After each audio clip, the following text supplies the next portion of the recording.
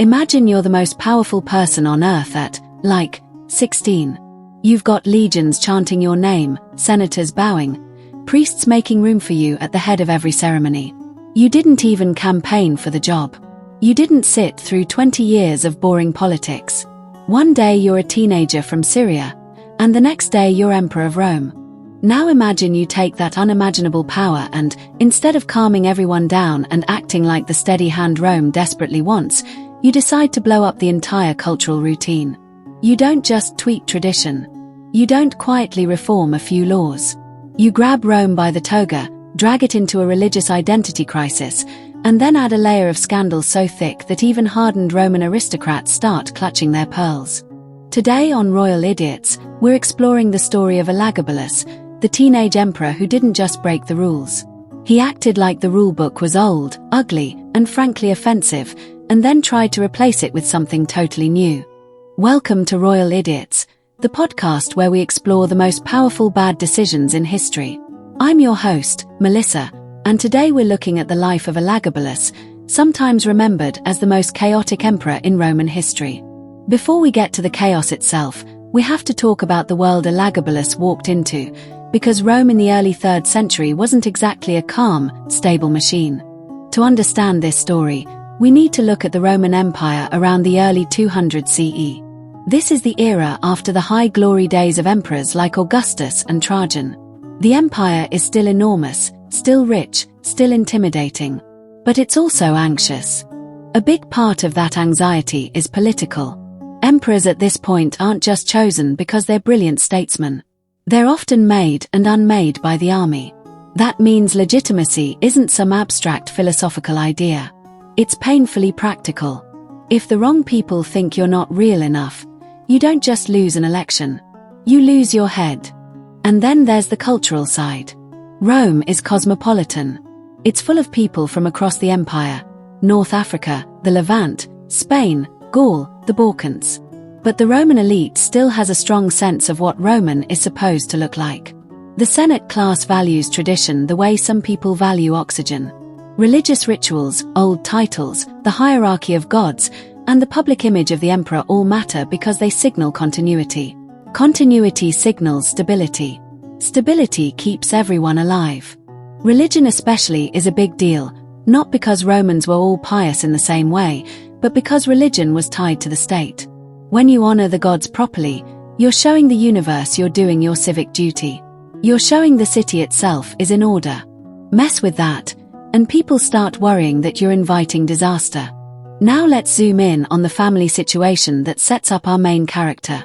Elagabalus was born into the Severan dynasty's orbit. The Severans are the ruling family at the time, and they're not purely old Rome aristocracy. They're a mix of military power, provincial roots, and very savvy family politics. The dynasty also knows something important. In Rome, bloodlines are like branding. If you can claim you're tied to a respected emperor, people take you more seriously. Our future emperor grows up in the eastern part of the empire, around Syria. And his background is crucial. He's deeply tied to a local religious tradition. He's associated with the worship of a Syrian sun god, often called Elagabal, and he serves as a priest in that cult. That might sound like a footnote, but in this story it's basically the fuse waiting to be lit. So how does a teenager with a priestly role in the East become emperor of Rome? The short answer is politics, propaganda, and soldiers with very sharp weapons. As Elagabalus grew older, it became clear that he was surrounded by ambitious adults who understood how fragile imperial power could be. And those adults were willing to gamble on him. The reigning emperor at the time is Macrinus, who comes to power after the assassination of Caracalla. Macrinus is in a weak spot from the start. He doesn't have the most prestigious lineage, and in Rome, that can matter as much as competence. He also has to keep the military happy, which is like trying to keep a pack of wolves happy with a carrot. Meanwhile, in the East, supporters of the Severan family, especially influential women within the dynasty, are working behind the scenes. One of the key strategies is to sell the idea that Elagabalus is not just some random teenager. He's presented as the rightful continuation of the Severan line. There are even claims floating around that he's the illegitimate son of Caracalla, which is extremely convenient if you're trying to convince soldiers to switch sides. And the soldiers do switch sides. Eastern legions declare for him. They raise him up, literally and politically. He's proclaimed emperor as a teenager, and suddenly Rome has a problem. An officially recognized ruler backed by troops who are willing to fight for him. The rise is fast. Civil conflict follows. Macrinus loses. Elagabalus wins. And just like that, the empire is handed to a boy emperor with a priestly identity, a powerful inner circle, and a very, very different idea of what Rome should be. Here's the moment where you might expect the usual script. The new emperor rolls into Rome, thanks the gods, reassures the Senate, says something like, "I respect ancient traditions," and then quietly runs things through experienced advisors while he learns the job. That is not what happens. And this brings us to the moment that defines our story. Instead of taking Rome's expectations and meeting them even halfway, Elagabalus chooses escalation. Again and again. In public. With enthusiasm. Let's start with what might be the biggest, boldest move, religion. Elagabalus doesn't treat his Syrian sun god as just one more deity in the Roman mix. Rome is generally flexible about adding gods. The empire absorbs local cults all the time. But Elagabalus goes further. He promotes his god as if it should be at the very top of the Roman religious hierarchy. Now, if you're a Roman traditionalist, this isn't just interesting. This is alarming. The emperor isn't supposed to upend the cosmic order of the state. He's supposed to embody it. The idea that a foreign god, foreign in the cultural sense, not in a hostile sense, should outrank Jupiter and the old Roman religious system feels like an attack on Roman identity itself. Elagabalus reportedly brings sacred symbols and practices from his homeland into the heart of Rome. He elevates his priestly status. He builds grand emphasis around ceremonies that many elites see as not just unfamiliar, but deliberately provocative. And if all of that sounds like a recipe for political backlash, it is. Because remember, legitimacy in Rome isn't just about winning a battle. It's about constantly performing Romanness to the people who matter, the army, the Senate, and the city. But Elagabalus doesn't stop at religious disruption. He adds a second ingredient, court scandal, and lots of it. Roman sources describe his behavior in ways that are clearly meant to shock. And it's important to say out loud, our sources are biased. Many of the surviving accounts come from elite Roman writers who disliked him and had every incentive to portray him as outrageous, immoral, and unfit. So we should be careful about taking every lurid detail as literal truth. But even if you apply a heavy discount to the gossip, one thing is still clear. Elagabalus made powerful enemies, and not quietly. His public image became a mess by Roman standards. He reportedly violated norms of gender presentation and sexual behavior in ways that made the Roman elite furious and fascinated. He married and divorced in ways that looked reckless. He elevated favorites. He blurred boundaries between religious role and imperial role, sometimes in a way that made senators feel like extras in someone else's strange ceremony. And here's the political problem underneath the scandal.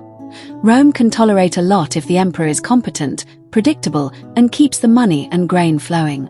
But scandal plus cultural revolution plus a teenager's impulsiveness, that's when the patience runs out. The emperor's inner circle becomes a lightning rod too. People begin to suspect that the palace is being run by family members and advisors who don't respect Roman institutions, especially the Senate. Whether that's entirely fair or not, perception becomes reality. Senators don't want to feel irrelevant. The guard doesn't want to risk backing a losing brand. The city doesn't want constant instability. So the idiot moment of Elagabalus isn't one single afternoon where he makes one dumb choice. It's the compound decision to ignore the basic survival rule of Roman politics. If you're going to change things, you have to bring key groups along with you. Instead, he seems to dare them to stop him. And in Rome, someone eventually will. Unsurprisingly, this decision had consequences. At first, Elagabalus still has the power that put him there, the support of soldiers, especially those who helped raise him up. But that support is not unconditional. The Praetorian Guard, the elite troops tasked with protecting the emperor, are famous for being loyal right up until they aren't. As controversies pile up, Elagabalus starts losing the room. And in imperial politics, losing the room means losing your life.